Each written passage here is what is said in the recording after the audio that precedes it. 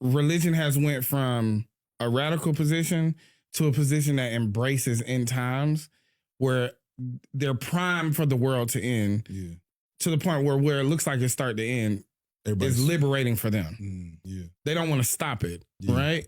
And how much of fulfilling prophecy goes into not only keeping them conformed, but making them reject any radical thought at all. So I'm trying not to get too anti-church because the church still can play a powerful role in liberation for Black people. But the version of theology that's taught in a lot of Black churches now is one of submission, one of acceptance, one of your reward is in the hereafter. And that's effective because if shit fucked up, but you tell me it's going to be good in the afterlife, all I got to do is submit, not shake no trees. And you also can't kill yourself. Yeah, but you can't kill yourself. You got to survive it.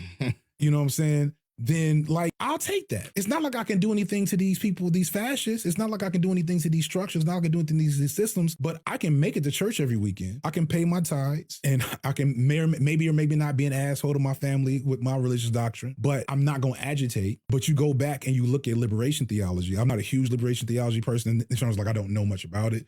Shout out, you mentioned Lil Bill earlier. He did a good video and there's a lot out there about it. Even like Raphael Warnock, I've been in his church a few times and I can make a lot of criticisms of him just being a straight line Democratic Party. But I've been in this church and be like, oh, this sounds a little bit like liberation theology. And that was King's tradition. That was all of their tradition. It was liberation theology, Jesus as a radical revolutionary. And that's still a reading that exists that has been systematically removed from pretty much all churches. Because if you do that, you might fuck with empire. But yeah, I definitely agree with this idea that there's a docility built into spirituality. And I've never been overly religious, but I've had a lot of religious experiences.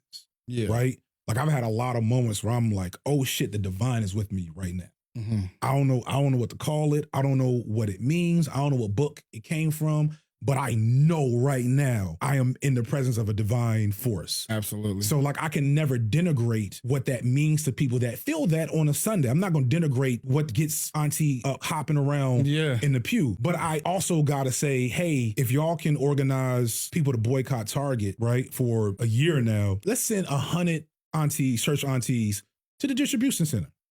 Y'all to fix that shit in a week.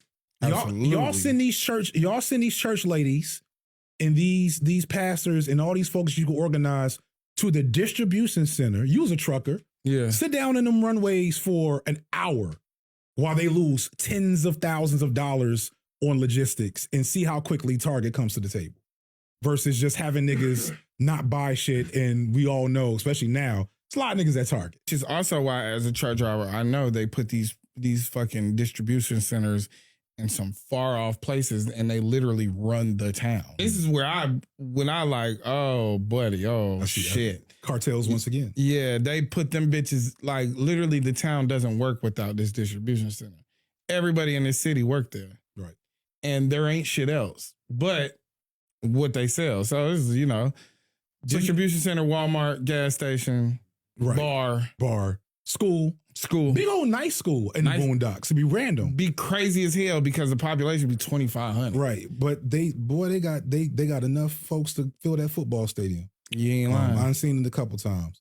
It'd be odd. So you shutting down the whole town. So imagine Target realizing you shutting down whole towns just with some church ladies and some nice hats. Because trucks can't run. They're not about to run over the church ladies. They not willing. They won't. They won't. Right. So that means Target and everybody that distributes through Target or distributes through that means, because it only be Target's distribution center, that's a whole bunch of people distribution. And they're going to be like, Target, you getting all our money fucked up. Put your little DEI programs back in there so they'll calm the fuck down. The DEI programs wasn't even in the first place, but that's neither here nor there. Yeah. The point is, for another day. The church could do that. What's the brother's name? I met him a little while ago. That's in New Birth. Jamal Bryant could do that this weekend. I mean, he did a great job of getting the fire started with Target. Yeah, and niggas, he could. Niggas get what they call that shit? Place. Protest fatigue or some shit. Yeah. I'm tired of not spending my money. You know how crazy that sounds? And that's it. I heard when I went to a meeting for that, and I did hear shit like that. It was unfortunate. But that's organized. That's organizing, though. It's really the key with the church is that they're able to bring Black folks together and say, everybody do this on this day. Yeah. And that's, you know, for a lot of Black people, especially the Black people who have, you know, up their status and tax brackets and, you know, just society as a whole, you know, that's their shit. Yeah. You know, this is the proof that I'm not a Walmart nigga no more. You know what I mean? I got this Target. I got card. class. I go to Target.